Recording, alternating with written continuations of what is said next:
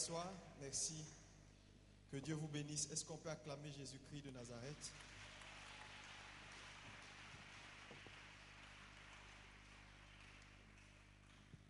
Je veux vraiment bénir Dieu pour l'opportunité qu'il me donne encore ce soir. J'ai été très béni par le message tout à l'heure du pasteur Bangoré. Est-ce qu'on peut acclamer le Seigneur pour son serviteur? Alléluia. Je voulais également saluer le papa et l'apôtre Adetola et son épouse. Que Dieu continue de les élever. Saluer tous les pasteurs qui sont là. Amen. Vous savez, c'est pour moi un privilège. Le pasteur Bangoré, Dominique, c'est des devanciers, c'est des hommes que Dieu utilise dans cette nation depuis longtemps. Peut-être il ne le sait pas, mais quand j'étais à Mermoz à l'université, au JIAD, il venait souvent nous entretenir à notre cellule de prière déjà étudiant. Et le voir et être à côté de lui, c'est pour moi un privilège. Je voulais également bénir Dieu pour sa vie. Est-ce qu'on peut acclamer Jésus pour cela? Alléluia. Hier, j'ai partagé avec vous le thème sur le caractère de Dieu, une priorité. J'ai expliqué pourquoi il était important d'avoir le caractère de Dieu, parce que c'était une priorité pour Dieu. Et le verset de base était Genèse 1, verset 26. Lorsque Dieu a fait la création, la Bible dit Dieu fit l'homme à son image, à ressemblance. Donc la première chose que l'homme a hérité de Dieu, ce n'était pas le pouvoir, c'était l'image et la ressemblance. Dieu fit l'homme et lui donna son image et sa ressemblance. Est-ce qu'on peut dire Amen? Et j'ai parlé de l'image fait appel à ce qui est extérieur et la ressemblance fait appel à ce qui est intérieur. Et je vous ai défini le mot caractère comme ensemble de traits physiques, psychiques et moraux. Alléluia. Et j'ai dit ensemble de traits physiques, image, ensemble de traits psychiques et moraux, ressemblance. Et j'ai dit que si Dieu résolut de donner à l'homme son caractère comme élément premier, ça veut dire que c'est quelque chose qui n'est pas négociable. Donc il faut que l'Église ou les chrétiens comprennent que nous ne servons pas un homme, nous servons Dieu. Et dans notre marche, Dieu, privilégier la nature de Dieu en nous, caractère de Dieu. Est-ce qu'on peut dire Amen? Il dit également que c'était important d'avoir le caractère de Dieu, que le verset est très clair. Il dit, faisons l'homme à notre image, ressemblance, et qu'il domine, ou afin qu'il domine. On peut dire afin qu'il domine. Le mot afin qu'il domine est une conséquence. Donc en réalité ici, le mot domination est la conséquence d'avoir l'image et la ressemblance de Dieu. Puis Dieu dit, faisons l'homme à notre image, selon notre ressemblance. Le mot est qu'il donc est la conséquence. Donc Dieu dit que soit la personne dit le contraire, ça n'est pas la vérité. Dieu, dans ses priorités pour l'homme, à l'homme son image et la ressemblance. Est-ce que quelqu'un peut blanche? Il faut que tu puisses ressentir Dieu. C'est essentiel. Je ne vais pas revenir sur le message, c'est juste des résumés pour vous dire ce que nous avons vu hier. C'est un message qui me tient à cœur et je continue de travailler là-dessus. Parce qu'aujourd'hui, l'Église a renversé les priorités de Dieu. On a mis à la place qui est la priorité, l'image et la ressemblance, nous avons mis la domination. Alors que la domination est la conséquence d'avoir l'image et la ressemblance. Que Dieu vous bénisse. Je vais partager avec vous également un point important.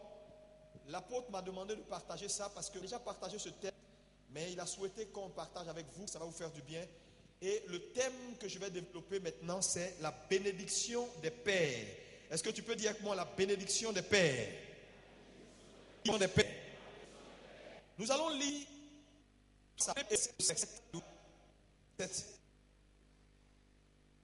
on lit « 7. Oui, si quelqu'un a trouvé, on va lire ensemble si c'est déjà. Il dit, or, c'est sans contredire l'inférieur qui est béni par le supérieur. Est-ce qu'on peut répéter en ce verset? Or, C'est sans dire l'inférieur qui est béni par le supérieur.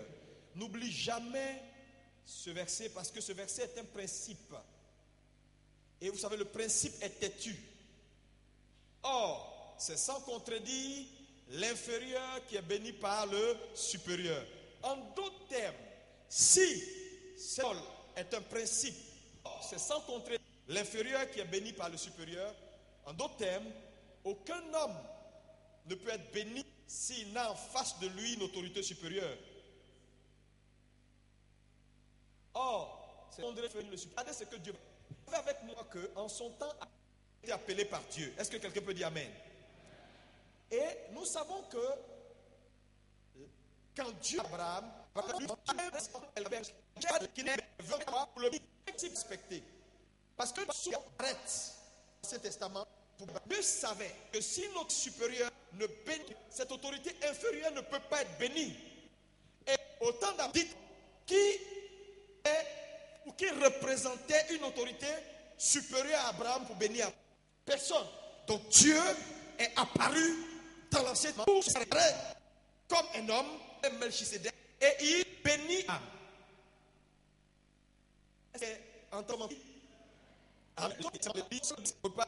On avance un tout petit peu. Hébreux 12, verset 17. Oui, le verset 7.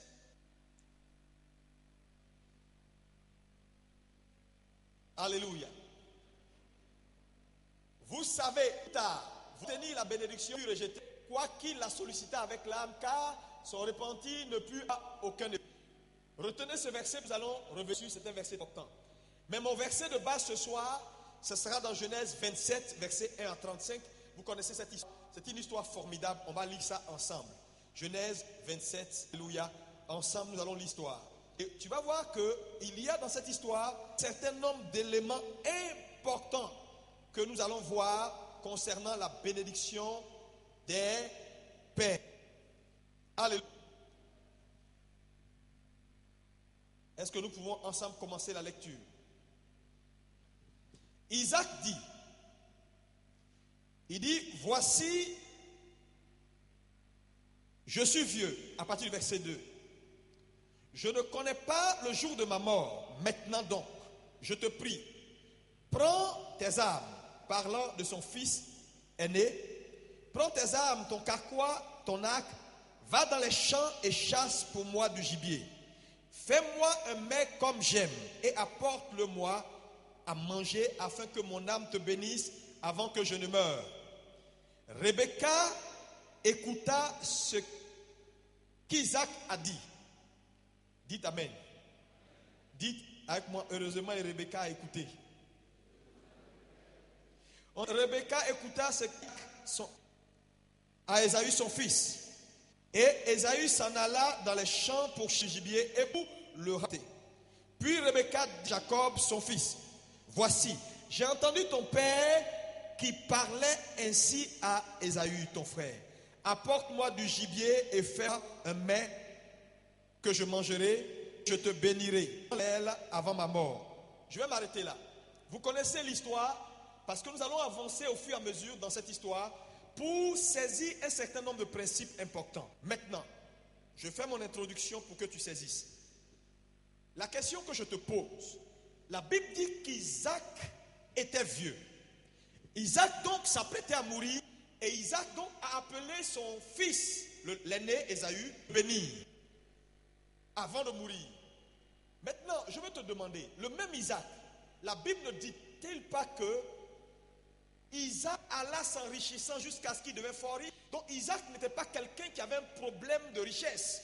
Isaac était quelqu'un de prospère. Isaac était quelqu'un qui avait beaucoup de bénédictions. Est-ce que quelqu'un peut dire Amen?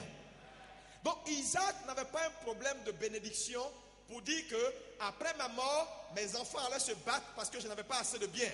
Isaac avait beaucoup de biens. Donc, il n'avait que 2 enfants. Les biens entre les 2 enfants n'était pas vraiment un problème. Est-ce qu'on peut dire? Maintenant, pourquoi Isaac insiste pour dire, je suis vieux, je m'apprête à mourir, j'ai besoin de bénir quelqu'un? Cette insistance nous révèle que la bénédiction est autre chose que le matériel. première remarque que je veux que tu fasses. Isaac était un homme prospère. Il avait des maisons. Juste pour actualiser avec notre monde contemporain, Isaac était bien, Isaac était un homme prospère, Isaac avec des animaux, Isaac n'avait pas de problème. Ses deux enfants pouvaient partager son héritage et en vous. Mais Isaac vous dit, sans dire quelqu'un, ce n'est pas bon. Il faut que je dise un fils sur l'ennemi. C'est parce que Isaac savait que la bénédiction, le matériel. Est-ce que la bénédiction n'est pas le matériel? Quelqu'un dit amen. Avoir une voiture, une maison, avoir des biens matériels, ce n'est pas la bénédiction. Alors, c'est le concept d'une vie bénie, ce n'est pas ça la bénédiction. Alléluia. Donc, il savait que s'il mourait sans bénir un de ses fils, ça pouvait compromettre la vie de Jésus. Parce qu'il savait qu'il était dans l'alliance abrahamique, et c'est sur cette alliance abrahamique que Dieu avait fait la promesse que le Messie viendrait. Donc Isaac savait que par lui, quelqu'un devait venir. Mais avant de partir, il était important lui de bénir un de ses fils. Si la bénédiction n'est pas le matériel, qu'est-ce que c'est que la bénédiction? C'est la question que je te pose. Si la bénédiction n'est pas le matériel, qu'est-ce que c'est que la bénédiction? Le mot bénédiction, dans le bon français, béné, on a bénédiction. Béné veut dire bien. Diction veut dire. Donc bien dit. Donc la bénédiction c'est des mots, c'est des paroles. C'est pourquoi la Bible dit, lorsque Dieu a fait l'homme, Dieu les a bénis. Et le verset qui suit dit en disant. Dieu les bénit en disant. Quand quelqu'un te bénit, s'il n'a rien dit, il ne t'a pas béni. Parce que la bénédiction ce sont des paroles. Dieu les bénit en disant. Soyez féconds, multipliez, remplissez la terre, assujettissez-la et dominez. Est-ce que quelqu'un peut dire la bénédiction des paroles? Voilà pourquoi, s'il y a une chose que tu dois rechercher dans ta vie, c'est la bénédiction. Mais quand je parle de bénédiction, je ne parle pas de courir après des voitures, courir après des... Non, non, non, non. La vraie bénédiction, ce sont des paroles. Que Dieu, par ses oins, souffle sur ta vie, attache à ton esprit et qui t'aide à faire la course.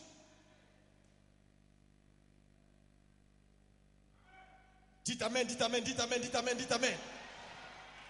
Et quand vous regardez cette histoire, vous allez comprendre que Isaac savait que s'il ne peut pas sur un de ses fils, aucun ne pouvait porter l'héritage. Parce qu'on peut te donner tout. Si tu n'es pas béni, le tout que tu as finira par prendre la forme que tu as dans ton... Voilà pourquoi il faut que je parle sur quelqu'un. Il faut que je parle sur quelqu'un. Maintenant, regardez quelque chose de bizarre ici.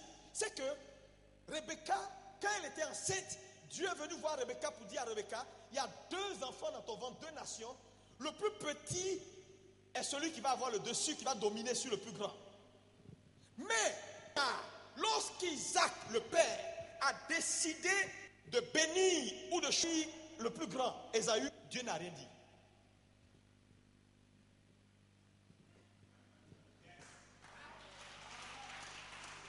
Non, écoutez-moi, il aurait pu parler parce que Dieu a déjà dit, c'est le plus petit que j'ai choisi. C'est lui qui doit perpétuer la bénédiction abrahamique pour que Jésus revienne ou arrive.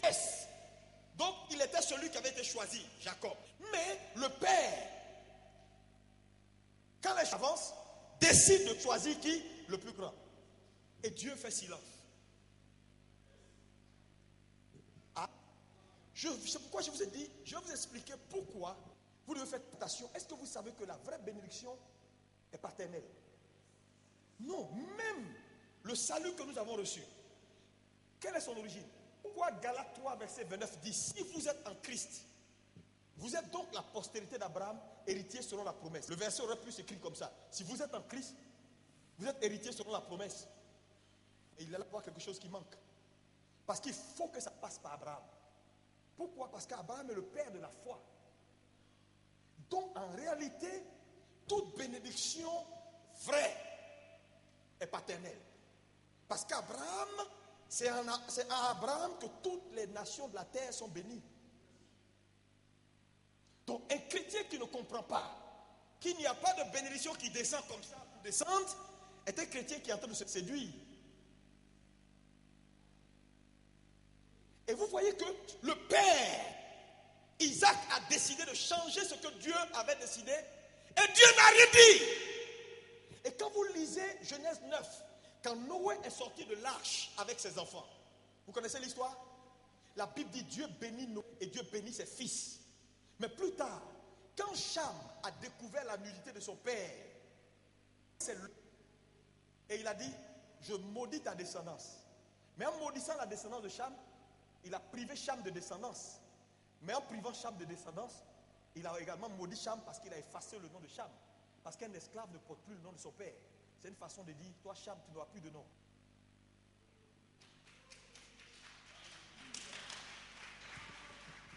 Maintenant, d'où vient que Noé peut bénir des gens que Dieu a déjà bénis, maudire des gens que Dieu a déjà bénis? Parce que dans Genèse 9, on dit Dieu les bénit. Bénit Noé et ses fils. Et Noé lui vient et suspend la bénédiction sur Cham et sa descendance. Dieu a déjà béni et un homme suspend. Parce que je vois des gens qui me font rire. Ils disent non, Dieu a dit, Dieu a dit, Dieu a dit. Tu sais, si tu es face à un vrai père, Dieu a parlé, il peut suspendre.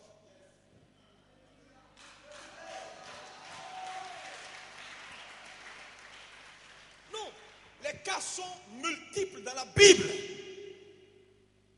Frère, Noé a arrêté, Dieu n'a rien dit. Pourtant, Dieu les a bénis. Ah, ça peut aller pour quelqu'un? Je suis venu vous dire que s'il y a quelque chose que vous devez rechercher, ce n'est pas courir après le matériel, ce n'est pas courir après quelque chose, mais c'est vous assurer que l'homme que Dieu a mis devant vous, le supérieur que Dieu a établi sur vous, vous devez vous assurer d'une chose, c'est qu'il vous bénisse. Parce que le ministère a cette forme. Parce qu'aujourd'hui, plus personne ne veut écouter personne. Si on comprenait que c'est l'autorité supérieure qui bénit l'inférieur, ou l'inférieur tire son sens dans le supérieur, alors chacun a sa place. Non, écoutez, quel que soit ce qu'un jeune peut être, quelles que soient les grâces que Dieu peut accorder, souvent, un jeune ne peut pas avoir autant de vieux vêtements qu'un vieillard. Donc, le respect des anciens est très important. Un homme qui ne sait pas respecter quelqu'un qui a les cheveux blancs n'aura jamais de cheveux blancs. Parce que le respect est une semence. Tu ne respectes pas les vieux, tu ne vieilliras jamais. Et souvent, je m'inquiète pour l'Europe. Et surtout, nous, les jeunes pasteurs, on dit onction, ces vieux sont dépassés. Quels vieux dépassés? S'ils n'avaient pas fait le chemin, toi, tu peux voir quoi?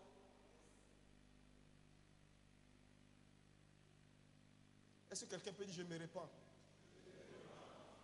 Il faut reconnaître ceux qui ont fait le chemin. Frère, c'est très important. Quand Dieu met devant toi un homme, il faut faire très attention. Isaac savait que la vraie bénédiction, ce sont des mots, ce sont des paroles qu'on souffle dans l'esprit d'un homme. Pourquoi il dit, je cherche quelqu'un? Et la Bible dit, ton fils est né. Mais je vais vous dire encore une fois que Jacob aussi, comme histoire. Parce que Jacob a dit à sa mère, il dit, maman, l'affaire là est trop dangereuse, ce que nous sommes en train de faire. Si papa découvre, d'où vient Isaac? Il dit, ne compte plus.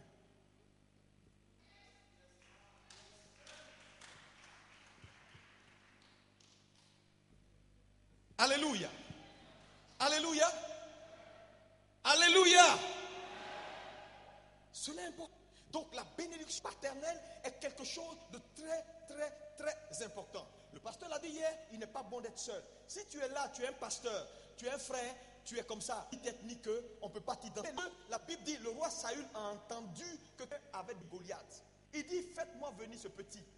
La pression qu'il a à son nom, il est fils. Attends, il chose. Tu sais, quelqu'un qui n'a pas de père, il y a des façons de parler, il ne peut pas parler. Là où il n'y a pas de repère. Et la crise en Côte d'Ivoire, c'est qu'il n'y a pas de voix dans la nation. Tu peux pas, il y a des choses, tu ne peux pas aller faire ça au Ghana. Tu peux pas aller faire au Nigeria parce qu'il y a des voix.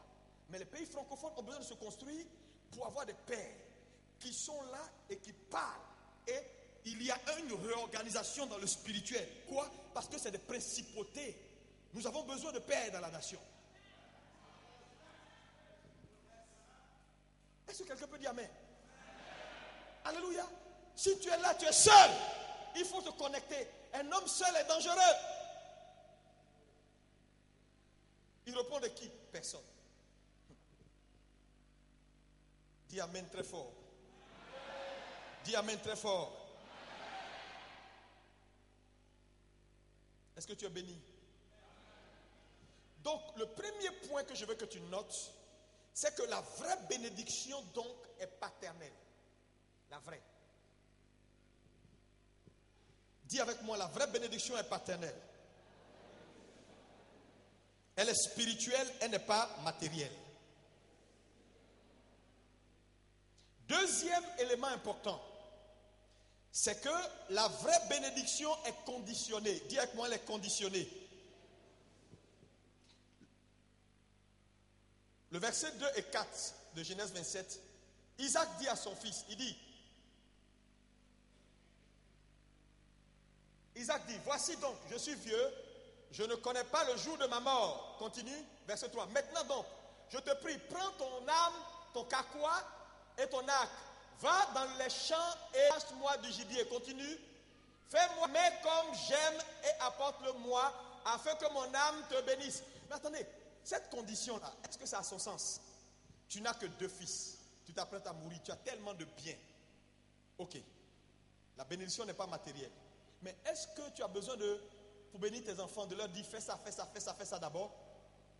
Mais quand tu lis le verset, Isaac lui-même savait qu'il ne peut pas bénir ses enfants tant que ses enfants n'activent pas un principe en lui.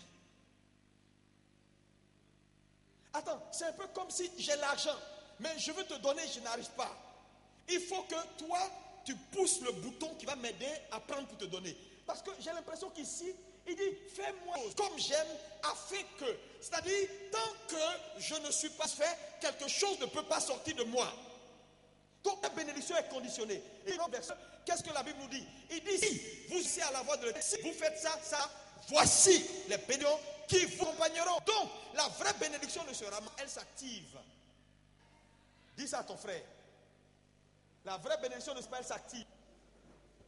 Parce que je vois des gens aller dans des veillées et qui ramassent les bénédictions. On dit, ramassez les bénédictions. On dit, on prend. Mais depuis que tu prends là, ta vie a changé.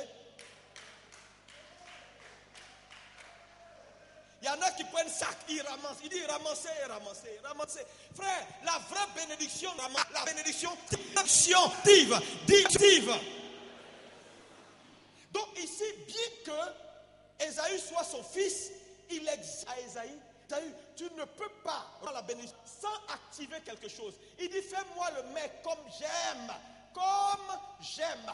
Apporte-le-moi, je vais manger et mon âme va te dire. Alléluia. Donc, la bénédiction est conditionnée. La vraie bénédiction est conditionnée. Oui, elle est conditionnée. Elle remplit des conditions. La vraie bénédiction remplit des conditions. J'ai posé la question au Seigneur. Il dit, mais Seigneur, pourquoi? Il dit, mais c'est comme ça. Il n'y a aucune bénédiction qui n'est pas conditionnée. Voilà pourquoi, quand l'homme est tombé, Dieu n'a pas décidé comme ça pour dire, c'est bon, je suis le Dieu Tout-Puissant, je règne. Que l'homme soit sauvé. Non, il a payé un prix.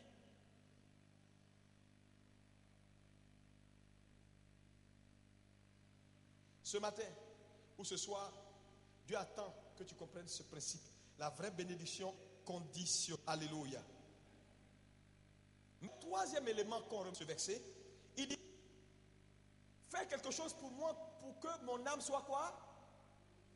Pour que mon âme te bénisse. Donc ici, l'élément, la bénédiction, c'est l'âme qui bénit. Mon âme te bénisse. Et quand on va dans le psaume 103, à partir du verset 1 et 2, David, mon âme bénit l'Éternel. Donc à chaque fois qu'il s'agit de bénir, on fait allusion à l'âme. Mais pourquoi c'est l'âme bénie? Je t'explique. Que la bénédiction, est-ce qu'on peut dire que la bénédiction est spirituelle? Ça veut dire que ça est dans l'esprit. Si c'est des paroles, ça est dans l'esprit. Mais pourquoi c'est l'âme qui bénit? Parce que nous savons également que l'âme est la porte de l'esprit. Et quand l'âme d'un père n'est pas satisfait, l'âme n'ouvre pas la porte pour que ce qui est dans l'esprit sorte. C'est pourquoi il dit, fais en sorte que mon âme soit satisfaite afin qu'elle te bénisse. Donc c'est l'âme qui bénit. Parce que l'âme est la porte de l'esprit.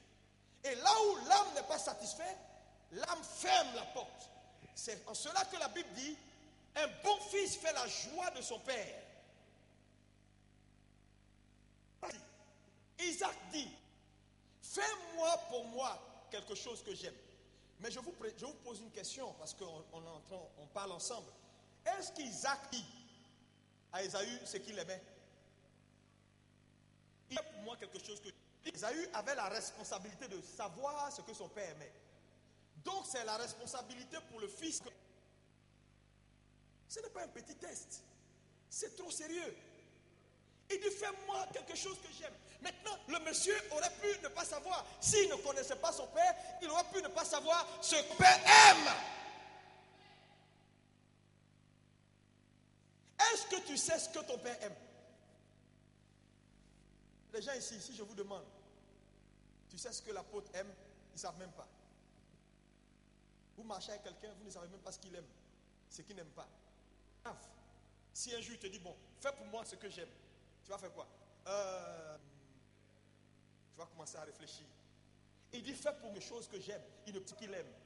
C'était à savoir ce qu'il aime. Pourquoi? Parce que son connaissait. Connais-tu ton père? De ton père.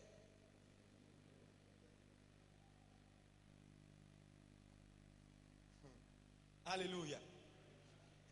Alléluia. Ça, c'est le troisième point. Donc, l'âme est ce qui bénit.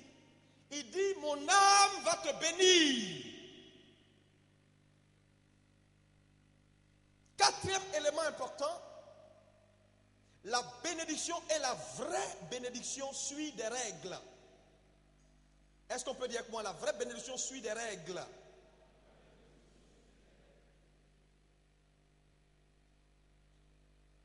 Elle suit des règles.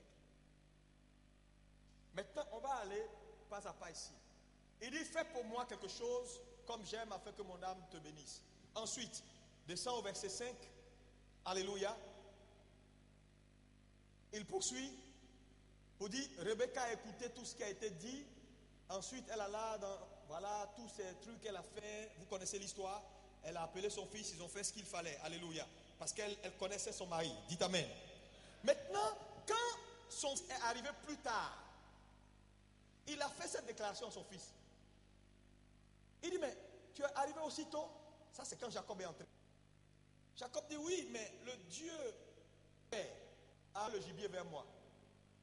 Il a dit ça, Isaac s'est tu. Vous savez pourquoi Isaac s'est tu? Parce qu'Isaac était étonné de ce que le faire là s'est fait trop vite. Son fils va fermer sa bouche en lui disant, ton Dieu a envoyé le gibier vers moi. Comme Isaac connaît le principe que quand un fils avance dans la vie, un fils de Dieu, un fils a le Dieu de son père.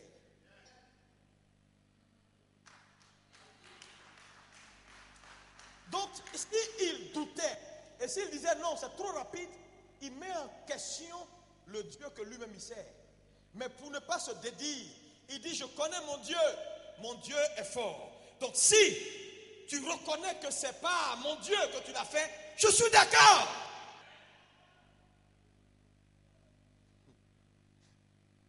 Ton Dieu est le Dieu de ton père. Jusqu'à ce que le Dieu de ton père devienne ton Dieu. Qu'est-ce que Dieu a dit à Josué? Il dit, Moïse, mon serviteur, est mort. Maintenant, Josué, serviteur de Moïse, lève-toi. Ah bon? Donc, il y a les serviteurs de l'Éternel et il y a les serviteurs des serviteurs de l'Éternel. Parce que souvent, je suis surpris de voir que tout le monde dit, je sais Dieu. Tu es dans une église, il y a un père, il y a un pasteur principal. qui a reçu une vision, qui dirige la mission, toi on t'a nommé pasteur adjoint, tu dis Dieu m'a dit. Frère, c'est ton père qui te dit. Dis à ton père. Si Dieu veut te parler, il va te parler sur ta vie privée. Mais en ce qui concerne le ministère, il y a une seule personne en date d'entendre de Dieu. Donc il y a des serviteurs de l'Éternel et il y a des serviteurs de l'Éternel. Tous les pasteurs adjoints, diacres, tout ça qui travaillent avec l'apôtre, ce sont des serviteurs de l'apôtre. Il y a un seul serviteur de Dieu ici là à la mission Ephrata, c'est l'apôtre. Mais un serviteur du serviteur de l'Éternel peut finir par devenir serviteur de l'Éternel s'il reste fidèle. Parce que Josué a fini serviteur de l'Éternel à cause de sa fidélité. Et l'apôtre vous a dit hier que le service c'est pour la vie. Mais aujourd'hui l'église a ce visage parce que, j'ai dit, quelqu'un s'est lu Marc 1 verset 1, il dit le Seigneur m'a appelé. Personne ne veut se soumettre à personne. Voilà le problème. Pourquoi les choses ne marchent pas? Dans les pays anglophones, les pasteurs sont soumis les uns aux autres. La bénédiction suit des règles. Elle suit des règles. Maintenant, regardez, Isaac fait une chose importante que nous allons voir. C'est que Isaac maintenant va, quand Jacob est entré dans sa présence, il va poser des tests à Jacob parce qu'une bénédiction ne se pas. J'ai dit, elle s'active. La première chose qu'Isaac a fait, avant que la bénédiction ne sorte de lui, condition. C'était par quoi? Le premier test, c'était le test du donner. Tout le monde dit donner. C'est le premier test. Le test du donner.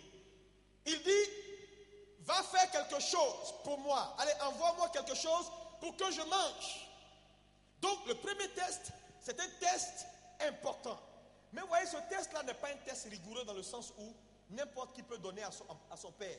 N'importe qui peut donner à quelqu'un, même s'il est mercenaire, il peut donner. Il y a des mercenaires qui nous donnent à l'église. Ils ne sont pas des fils, mais ils donnent.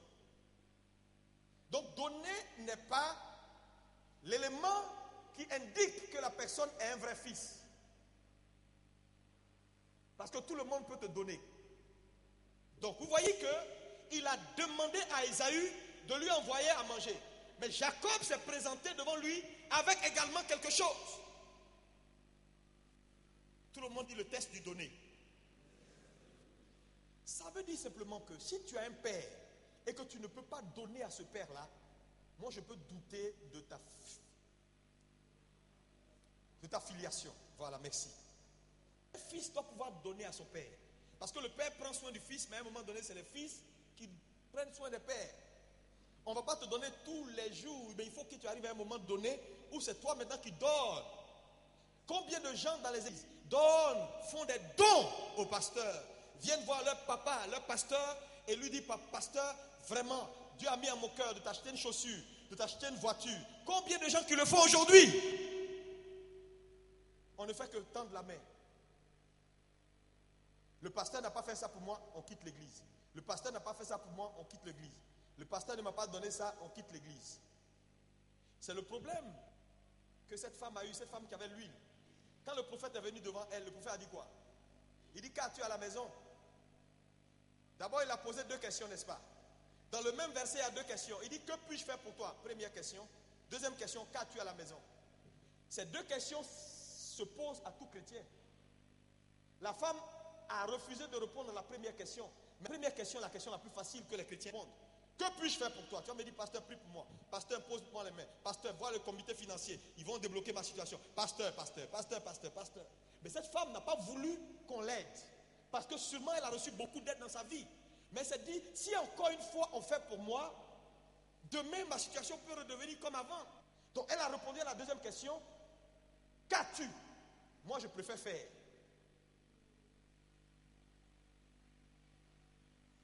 Homme de Dieu, ne prie pas pour moi. Moi j'ai quelque chose, je vais t'apporter. C'est ce qui a fait la différence dans sa vie et qui a opéré son miracle. Si elle avait dit, oh prophète, prie pour moi, le prophète aurait prophétisé sur elle, lui aurait imposé les mains. Comité financier, donnez-lui 500 €, elle va régler son problème pour ne pas qu'on vende ses enfants. Mais 6 mois après, sa vie serait redevenue comme avant. Mais elle a refusé qu'on prie pour elle. Elle dit, moi j'ai quelque chose. Mais le quelque chose qu'elle a donné là est devenu une huile. D'huile. Dis à ton frère, il faut apprendre à donner à ton père. Deuxième test important qu'il va poser, c'est ce que j'appelle le test de la voix. Tout le monde dit avec moi le test de la voix. Il faut le test de la voix. Lorsque Jacob entre, il remarque tout de suite que quelque chose se passe. C'est vrai que ses yeux ne voyaient plus bien. Donc que la personne qui parle de la personne là n'est pas une voix. Il dit, mais c'est toi, Ésaü? Il dit oui. Il dit, entend une autre voix qui est la voix de Jacob. Ce test est un test que je peux appeler un test culturel, un test habituel. C'est-à-dire, quand un mercenaire cohabite avec les fils, il peut finir par avoir la voix des fils. Donc le test de la voix n'est pas un test fiable. Quelqu'un peut ne pas être ton fils, s'il reste à la maison avec tes enfants, il peut finir par parler comme tes enfants. Donc Isaac s'est dit, sûrement, comme Jacob et Ésaü sont des frères et qu'ils vivent ensemble, peut-être que Ésaü a fini par parler comme Jacob. Parce que dans la maison, frère, il y a beaucoup d'étrangers qui parlent comme des fils. Mais quand ils te parlent, tu as l'impression que c'est un vrai fils. Mais c'est un étranger. Il faut faire attention, il ne faut pas t'arrêter à ce test. Si tu restes au test de la voix, tu vas te tromper. Le test du donner, tu vas te tromper. Le test de la voix, tu vas te tromper. Mais, regardez bien, Isaac ne s'est pas arrêté là. Parce qu'Isaac savait que si je tiens compte de la voix, je vais me tromper. Le test du toucher. Il dit, ok, tu dis c'est toi, Ésaü, non? C'est vrai que la voix est bizarre, mais bon, comme les voix peuvent se ressembler, mais dans tous les cas, avance. Ça devient compliqué. Ici, là, aucun mercenaire ne peut passer ça. Ce test, aucun ou quelqu'un qui n'est pas vrai fils ne peut pas passer là. Il dit, avance que je te touche. Mais n'oubliez pas que sa mère, qui connaissait Dieu, qui savait le plan de Dieu, a reçu la révélation de ce que Jésus allait venir et il allait mourir pour se substituer à nous. Il va faire quoi? Ils vont tuer les animaux. Le sang va verser. La peau, ils vont rhabiller Jacob. Donc le Jacob qui vient devant le Père n'est plus le vrai Jacob. C'est un autre Jacob qui est là. Voilà pourquoi il a passé le test. Parce que quand le Père a étendu ses mains et qu'il a touché, il dit, c'est toi mon fils. Aujourd'hui, quand tu te présentes devant Dieu, quand le Père tend sa main, c'est la peau de Jésus qui touche sur toi et dit, c'est toi mon fils. C'est vrai que la voix là, c'est la voix de quelqu'un d'autre, mais c'est pas grave. C'est toi mon fils. Pourquoi? Parce que nous revêtons désormais Christ. Est-ce que quelqu'un peut dire Amen? Alléluia. Donc, le Jacob dans la présence de son père était un Jacob et le prix, Jacob qui était mort. Voilà pourquoi il est passé. Sinon, ce n'est pas possible de passer ce test. Parce que les fils n'ont pas la même morphologie que les étrangers. Une vraie mère, tu peux fermer ses yeux, tu mets ton enfant devant elle, elle va trouver son fils. Parce que chacun connaît son enfant. La morphologie est unique. Quelqu'un, c'est pourquoi on dit souvent, quel que soit le nombre d'années qu'un bois passe dans l'eau, il ne devient jamais un caïman. La morphologie est unique. Tu es né comme ça. Même si je reste avec toi, mes doigts ne deviendront jamais courts comme pour toi. Même si on dort ensemble, on mange ensemble 100 ans, si tes doigts sont courts, moi mes doigts sont longs, pour moi ne redeviendra jamais court parce que je suis avec toi. Donc la morphologie est unique. En touchant son fils, ça n'était pas possible que Jacques qu'il passe. Mais comme la mère a reçu la révélation, alléluia, elle a tué des animaux. Le sang est versé. Donc le Jacob qui était devant le Père était un Jacob justifié. Voilà pourquoi aujourd'hui tu peux aller devant Dieu. Et malgré que ta voix n'est pas celle de Christ, quand le Seigneur te touche, il sait que c'est Christ qui est là. Et il accepte de faire ce que tu dis. Est-ce que quelqu'un est là ce soir? Alléluia. Pour dire quoi? Ces tests-là, pour nous révéler que bénédiction ne c'est comme ça. Mais il ne s'arrête pas là. Il établit un quatrième test pour boucler la boucle. Il dit maintenant à son fils, quand il a touché, il dit maintenant mon fils, approche pour que je te fasse un baiser. Mais en réalité, c'était pour le sentir. Le test de l'odorat. Mais la révélation, Rebecca l'avait reçue. Elle a fait quoi? Elle a pris les vêtements de qui? D'Ésaü, rhabillé Jacob. Le vêtement, le symbole de la justice. Donc elle a utilisé la justice d'Ésaü. Elle a habillé son fils Jacob. Donc quand il a senti Jacob, c'est l'odeur de qui il a senti? Nous avons la justice de Dieu aujourd'hui. C'est pourquoi quand Dieu nous sent, il sent qui? Est-ce que quelqu'un peut acclamer Jésus? Quelqu'un peut acclamer Jésus? Et la Bible dit, sur le quatrième test, quand il a couronné les tests et qu'il s'est rendu compte que c'est le vrai et le vrai, il a commencé maintenant à le bénir. En faisant quoi? En prononçant tu seras, tu seras, personne ne sera, tu seras. Il a commencé à parler, et il a parlé sur Jacob. Dès qu'il a fini de bénir Jacob, quand Jacob est sorti, Ésaü est entré. Papa, j'ai fait ce que... Il dit, attends, qu'est-ce qui se passe? Il dit, là, je n'ai pas tout ce que tu m'as demandé, c'est parfait. Trop tard, quelqu'un est venu et a pris ta bénédiction. Ésaü dit, papa, est-ce qu'il n'y a pas possibilité qu'on recommence? Il dit, c'est pas possible. Et il fait une déclaration. Il dit, non, ce n'est pas possible. Il a ce que j'aimais. J'ai mangé et mon âme l'a béni. En d'autres termes, s'il a fait là, le processus du miracle, la bénédiction est entrée dans sa vie, ce n'est plus irréversible. C'est plus réversible. Je ne peux plus, s'il te plaît. Moi, il dit que si j'ai eu, c'est mieux que son père ne parle plus. Parce que ce qu'il a dit après là n'était pas bon. Parce que souvent les gens forcent les pasteurs. Le pasteur dit ça sur moi. Il dit, pasteur, bénis-moi. Le pasteur dit, bon, ok. Il dit, fais attention, hein. Alléluia. La vraie bénédiction, je te dis, quand tu fais la joie d'elle, quand ton convoi, son âme va te bénir. Il y a des choses qu'il va souhaiter pour toi. J'ai dit, tu seras surpris. Mais tu es réel. À chaque fois qu'il pense à toi, il est triste. À chaque fois à toi, il ne sait même pas où mettre la tête. Tu le fatigues matin, midi, soir. Quand on dit il y a problème dans l'église, c'est toi, on cite ton nom. Ça dit, bon, ok. Mais en fait, ce qui se passe là, c'est la mettre. Faites attention, c'est pas bon. Alléluia. Alléluia. Gloire à Dieu. Donc, ici, nous voyons ici en 5e position. On a vu 4e position, aussi des règles avec des différents points, les différents thèmes. Maintenant, la 5e bénédiction. La 5e étape ici, c'est que la irréversible. Pourquoi? C'est ce que je viens de vous dire. Il dit, je ne peux plus rien faire. J'ai déjà béni la personne. Mais vous savez, la bénédiction est irréversible. Parce qu'un homme a le droit de posséder. Pourquoi il a payé un prix? Je m'explique. Vous savez pourquoi il est dangereux les affaires gratuites là, c'est pas bon. Et un jour j'ai compris pourquoi David n'aime pas donner gratuit. Parce qu'en réalité, ce qu'un homme n'a pas payé ne lui appartient pas.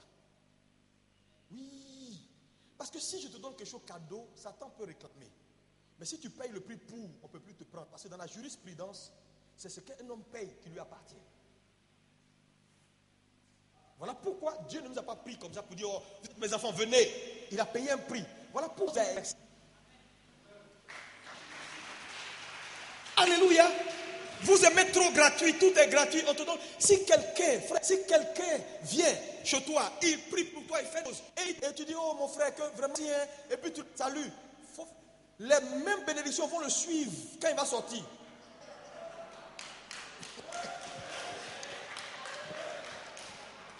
Parce que beaucoup de gens pensent qu'ils sont rusés. Tu n'es pas rusé. Dieu connaît les principes. La vraie bénédiction nécessite un échange. Voilà pourquoi Dieu lui-même a eu pour habiller l'homme. Quand il est venu le soir et puis Ève était nue, il a fait quoi? Il a tué un animal. Il a pris l'innocence de l'animal pour habiller l'homme afin de se tenir devant l'homme pour parler. La vraie bénédiction, c'est un échange. Dis échange. Là où il n'y a pas échange, il n'y a pas de bénédiction. Plus tendre ta main, ce n'est pas bon. Tu aimes trop cadeau, que tout est cadeau. On va faire pour toi, cadeau. Tu penses que tu es rusé. On va te donner cadeau. On fait ça, cadeau. Quelqu'un vient dans ton église, parle. Tu penses que tu es rusé. Tu dis, bon, mon frère, vraiment, tu es un puissant homme de Dieu. Vraiment que le Seigneur t'accompagne. Le Seigneur va l'accompagner avec les bénédictions qu'il a laissées là. Ça va partir avec lui. Tu n'as aucun droit. Quel droit tu as de garder ça? Tu n'as aucun droit. Apprenez à bénir. Amen. Alléluia. On va terminer tout de suite. Il y a un point ici important, c'est que la bénédiction également, dans un autre contexte, peut se changer. Je vais m'expliquer. Au verset 35, il dit à son fils, ton frère est venu, il a pris ta place. La place que moi je t'avais donnée, quelqu'un est venu prendre. Tu sais, je veux te dire, devant le trône de Dieu, tu sais combien de gens qui se présentent là-bas matin, midi, soir et qui veulent faire ce que tu fais là?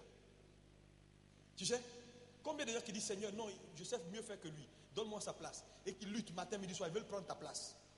Mais je veux te dire, quand Dieu te donne un talent, une grâce, ce n'est pas éternel. Tu joues avec, quelqu'un va prendre ta place. Parce que n'oublie pas que le papa avait décidé de bénir le plus grand. Dieu ne s'est pas opposé à ça. Frère, il ne s'est pas opposé à ça. Si tu ne fais rien pour augmenter tes compétences, élever ton niveau de compétitivité, les gens vont te dépasser. Je dis, la Bible dit, c'est à Cana, c'est lorsque Jésus a élevé son niveau de compétitivité que les disciples crurent en lui. Et lisez la Bible. Ça veut dire qu'ils marchaient avec lui, ne croyaient même pas tout ce qu'il racontait. Alléluia.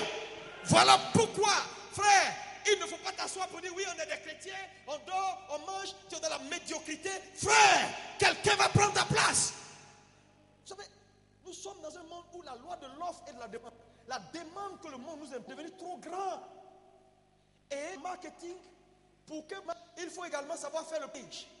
Parce que les gens, ce n'est pas le fond, c'est la forme d'abord qui les attire. Si notre évangile n'est pas bien emballé, les gens ne prendront pas. Jésus allait faire de toutes les nations des disciples, mais il n'a pas dit comment on devait faire des nations des disciples. Le comment, c'est nous, on doit réfléchir. C'est pourquoi, si Internet est là, profite. Évangile, il faut évangile tout ce qui est moyen technique. Il faut profiter de ça pour faire avancer Dieu. Est-ce que quelqu'un peut dire Amen? Frère, tu ne peux pas évangéliser ce monde-là comme Jésus l'a fait avec un anon, et puis tu te promènes le temps d'arriver à Paris, Jésus est revenu. Alléluia! Alléluia! Alléluia!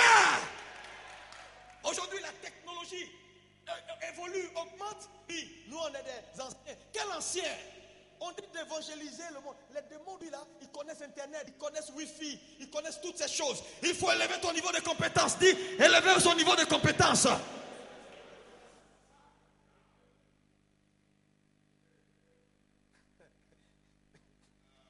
C'est important. Tu es en église comme ça, avec des bancs durs. Frère, les gens là, ils vont te suivre à un moment donné. Mais à un moment donné, ils ne vont plus te suivre. Pourquoi? Les gens, ils ne sont pas là pour tes beaux yeux. Il va voir ton église, il va voir une autre église. Il va dire, bon, ça prêche ici, ça prêche ici. Ici, les bancs sont durs, ici, les bancs sont mous. Ici, il fait chaud, ici, il y a climatiseur. Mon frère, climatiseur est mieux. Tu vas voir? Tu penses que les gens vont te suivre toute leur vie comme ça? Il ne faut pas élever ton niveau de compétence. Si tu t'amuses, quelqu'un va venir prendre ta place. Jacob, bien sûr, avec l'aide de sa mère, a été très intelligent. Ça, c'est une nouvelle génération de personnes. Parce que Ésaü et Jacob sont deux générations de chrétiens. Les chrétiens qui vendent leur droit d'aînesse, les chrétiens qui sont là, ils pensent que le monde les attend, et puis les chrétiens qui sont très intelligents échappent.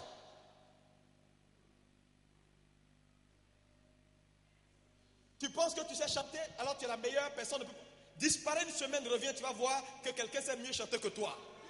Alléluia. Alléluia. Frère, quand Dieu te donne quelque chose à faire, fais-le et fais-le bien. fais-le de telle sorte que si quelqu'un se présente devant Dieu pour dire qu'il veut prendre ta place, que Dieu lui dise, je n'ai aucune raison de te donner sa place parce qu'il est bon. Voilà pourquoi il faut travailler. Il faut étudier en tant que pasteur. Il faut étudier pour que son message soit un message propre, un message clair et que les choses soient bien faites. Dites Amen.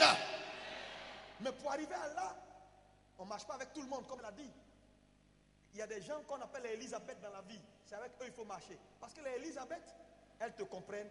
Elles sont passées là où tu es passé. Elles peuvent te donner des conseils. Quand tu leur expliques ta vision, elles ne sont pas dans l'insécurité. Marie lui a dit, hey, voilà mon problème. Elle dit, oh, moi je suis enceinte depuis 6 mois. Toi tu viens de commencer. Donc il faut chercher des gens qui sont plus enceintes que toi. Les Elisabeth, ils sont en sécurité quand tu prêches. Quand tu dis je vais acheter un avion, il comprend. Mais il y a des gens, tu lui dis tu vas acheter un avion, il va te maudire. Vous dites quoi? On ne partage pas avec tout le monde. On partage avec les Elisabeth. Dis Elisabeth. Tu as besoin d'Elisabeth. Quand ça a chauffé sur Marie, là, on voulait la lapider. L'ange lui a dit, quitte dans le coin, là. Elle, elle ne comprend rien du tout. Va chercher quelqu'un qu'on appelle Elisabeth. Elle va te comprendre. Elle va te donner les mots qu'il faut. Elle a quitté son environnement hostile pour aller quelque part où on pouvait l'écouter, où on pouvait l'entendre. Ça, et Amen. Dis Amen. Quelqu'un qui sait. Tu sais, moi, par la grâce, je marche à côté de l'apôtre. C'est quelqu'un qui est plus grand que moi, je le reconnais. Parce que c'est un aîné et j'apprends. Quand je parle à lui, je ne suis pas dans l'insécurité. Parce qu'il comprend. Alléluia. 50 000. Tu vas lui dire, bon, on va acheter le pneu de la voiture, fait 650 000 francs. Il va dire, le pasteur Chanel, non, là, voilà. Quand tu as trouvé Elisabeth, ce n'est pas tout. Il faut chercher Samuel. Les Samuel, leur caractéristique, c'est quoi? Samuel, il n'a jamais été roi, mais c'est un faiseur de roi. Non, les Samuel, nous autres de sa vie. Les Samuel, c'est quoi? Là où Saül poursuivait les chèvres, quand il a rencontré Samuel, Samuel lui a fait changer de chemin. Tu as besoin de quelqu'un pour te détourner de ton chemin. Là où tu es en train de poursuivre chèvre, il faut quelqu'un pour te réorienter vers le trône. Dis Amen. Dis Amen. Dis Amen. Mon frère, tu es en train de poursuivre chèvre. Aujourd'hui, tu as rencontré le pasteur Bangoré, mais il t'a fait changer de chemin. Dis Amen. Dis Amen plus fort. Dis Amen plus fort. Tu as besoin de Samuel. Les Samuel, c'est des faiseurs de rois. Là où tes parents t'ont laissé, les Samuel, c'est ça leur spécialité. Là où tes parents te laissent, eux te prennent là pour t'envoyer à ta destinée. Là où le papa de David a laissé David dans les champs, même quand on a oint David, il a ramené David au champ. C'est Samuel qui allait sortir David derrière les brebis. Frère, je veux te dire, tu as besoin d'un Samuel pour te sortir de là où tu es, pour t'envoyer vers ta destinée. Est-ce que quelqu'un peut dire Amen? Pour finir là, tu as besoin aussi de Jean-Baptiste. Les Jean-Baptiste, c'est des précurseurs. Les Jean-Baptiste, ils balaient le chemin pour que quand toi tu arrives facile. Jean-Baptiste est celui qui a préparé le chemin de Jésus. Personne ne connaissait Jésus en son temps. Jésus était un anonyme. Personne ne croyait en lui, personne ne le connaissait. La seule personne qu'on connaissait, c'était Jean-Baptiste. C'est en lui on croyait. Un matin, il a pris Jésus. Il dit les gars, vous me faites confiance? Les gens disent oui. Est-ce que vous me connaissez? Ils disent oui. Maintenant, moi je vous demande, croyez en ce monsieur, écoutez-le. Frère, voilà un homme qui a révélé Jésus, qui a présenté son ministère et qui l'a lancé. Tu as besoin de quelqu'un pour te recommander. Dis Amen. Tu as besoin de quelqu'un pour te recommander. Et nous avons des Jean-Baptiste dans ce pays. Des gens qui ont travaillé. Des gens comme le papa Dion. Des gens comme l'apôtre Adetoula. Le pasteur Bangoré. Des gens qui ont été des précurseurs. Et qu'aujourd'hui, nous, notre entrée de Gilles. Frère, après eux là, on a eu des gens comme les Idaotsa. Des gens qui étaient des fonceurs. Des gens qui ont pris des critiques pour que nous, on n'en prenne plus.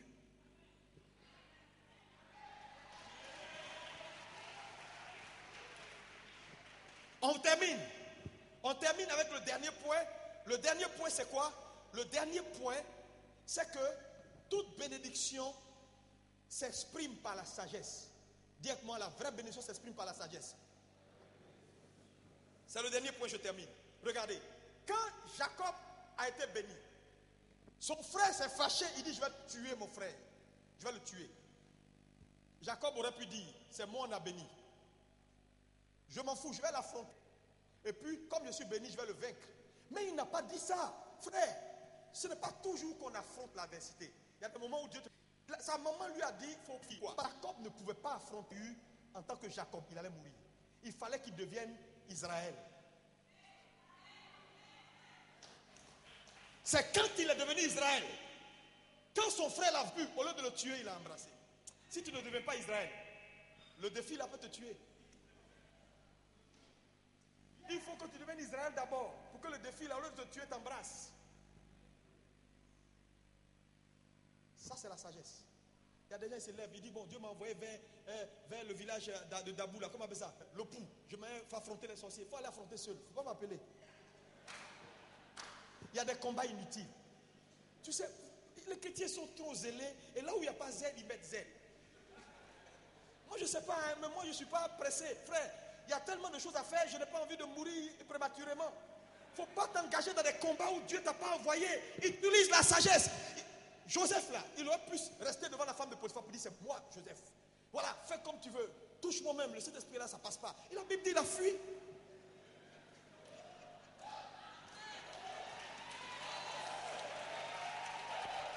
Alléluia.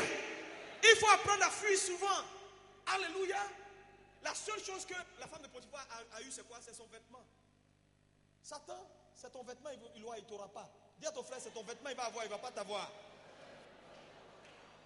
Toi, tu es parti il y a longtemps. Est-ce que quelqu'un peut acclamer Jésus? Est-ce que quelqu'un peut acclamer Jésus? On va se lever pour prier le Seigneur, s'il vous plaît. Je veux que tu parles à Jésus. Tu sais, je veux que tu parles à Jésus. C'est sérieux ce que je suis en train de te dire. Frère, les gens que Dieu a mis devant nous là, c'est pas par hasard. Hein?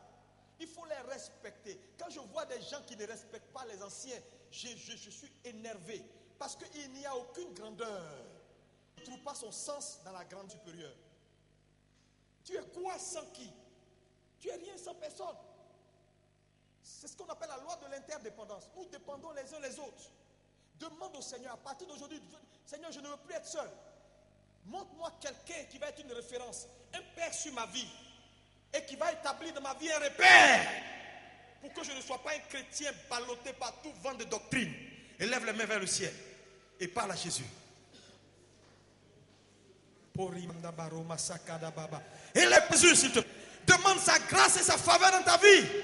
Au nom puissant de Jésus-Christ, que tout esprit de rébellion soit banni du milieu de nous au nom de Jésus. Que la grâce et la faveur de Dieu nous soient multipliées. Alléluia. On n'est pas en se soumettant.